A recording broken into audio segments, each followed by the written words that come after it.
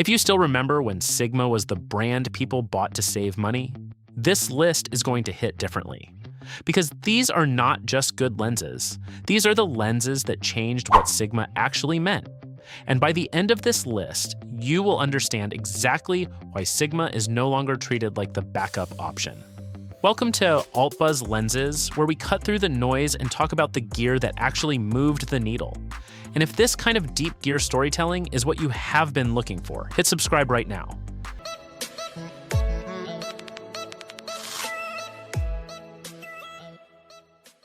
At number 7, we have the Sigma APO 200 to 500mm f2.8 EXDG. Enormous, unreasonable, impossible. It is not a lens you stumble across. It is a lens that stops you in your tracks and forces you to ask who actually built this and why. Not because it is bad, because it is so extreme that most manufacturers looked at the concept and quietly decided it was not their problem to solve. A 200 to 500 millimeter zoom. Constant f2.8 across the entire range. The kind of aperture you expect on a short prime, not on something that could double as a structural support beam. When Sigma put this into the world, the first reaction was not admiration. It was confusion. Photographers looked at it the way you look at something in a museum that you cannot quite believe was built by human hands. This was not Sigma trying to undercut Canon or Nikon on price. This was Sigma doing something that Canon and Nikon had not done at all. And that distinction matters more than it might seem. Because the moment a brand stops being the cheaper version of someone else's idea and starts being the only version of its own idea, something shifts. The 200 to 500 millimeter f2.8 was never going to be a mass market lens. It was a statement, a proof of concept that Sigma's engineering ambition had no floor. And it worked. Not because everyone bought one, but because everyone who saw it understood that Sigma was operating on a different level than the brand they thought they knew. At number 6, we have the Sigma 150 to 600 millimeter, contemporary and sports. Versatile, credible, democratizing. It did not just give photographers more reach, it gave them a legitimate reason to stop writing checks to Canon and Nikon for the first time. Before this lens existed, serious reach meant serious first-party money. If you needed 500 or 600 millimeters with genuine optical credibility, you were writing a check and you were not arguing about the price. That was simply the cost of doing business at that focal length. The 150 to 600 millimeter changed the terms of that conversation completely. Wildlife photographers who had been working around limitations suddenly had a legitimate option. Sports shooters who were priced out of the top tier started showing up with Sigma glass and getting the same shots. The sports version especially carried a seriousness of build that made reviewers stop hedging their praise. They were not saying impressive for the price anymore, they were saying impressive, full stop. And that shift in language, that removal of the qualifier, is exactly what this whole video is about. If you were one of those photographers who finally made the switch, you already know what it felt like. And you did not feel like you were settling. At number 5, we have the Sigma 14mm f1.8 DG HSM Art, wide, fast, singular. It did not arrive to fill a gap in the market, it arrived to create one in a space nobody else had the ambition to enter. An f1.8 ultra-wide prime is not a lens you build because the market demanded it. The market did not know it needed this. You build it because you are willing to go somewhere optically uncomfortable, somewhere technically brutal, and plant a flag there before anyone else thinks to look.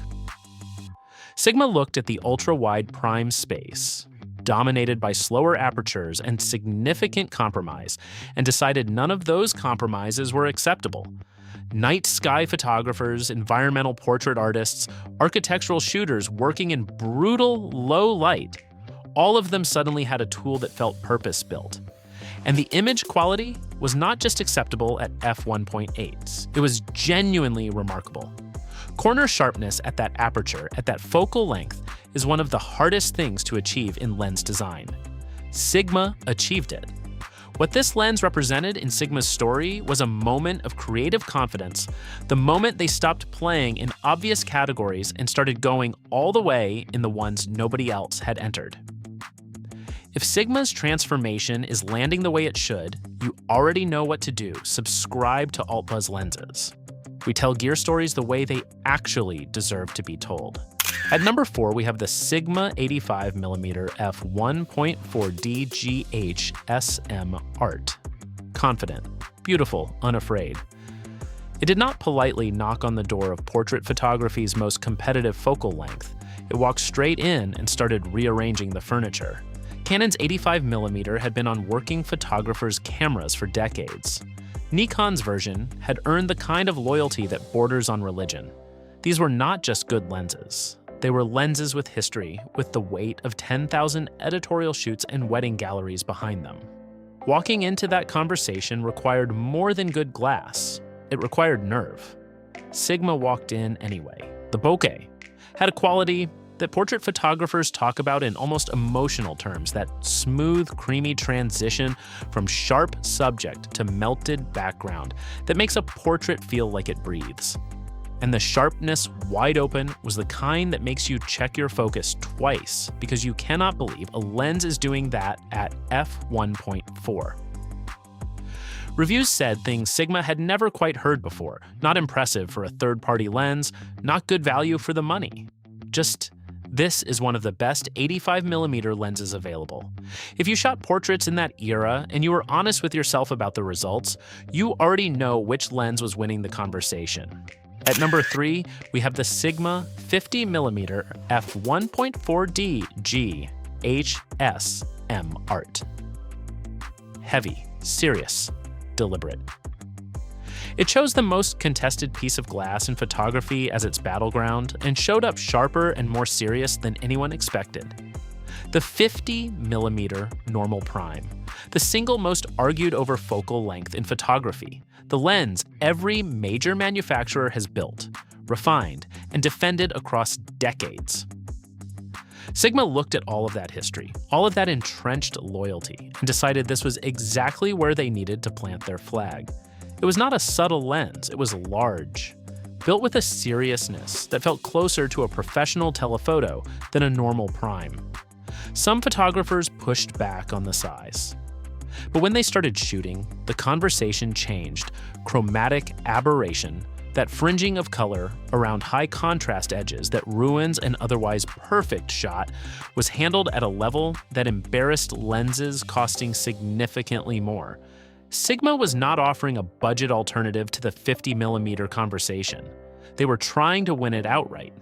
And the fact that reviewers started genuinely debating whether the art was the best 50mm money could buy, that debate itself was the victory. If you were one of the photographers who made the switch and never looked back, you know exactly why.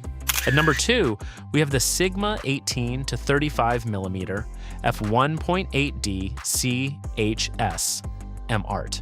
Audacious, rule-breaking, unfair. It did not just push the boundaries of what a zoom lens could do, it erased the boundary entirely. Before this lens existed, the accepted truth was simple: you trade aperture for range. f2.8 was the gold standard for serious zoom work. f1.8 was a prime lens number, a fixed focal length number. It was not a design preference, it was considered a physical reality of optical engineering at an accessible price point. Sigma made it not true anymore.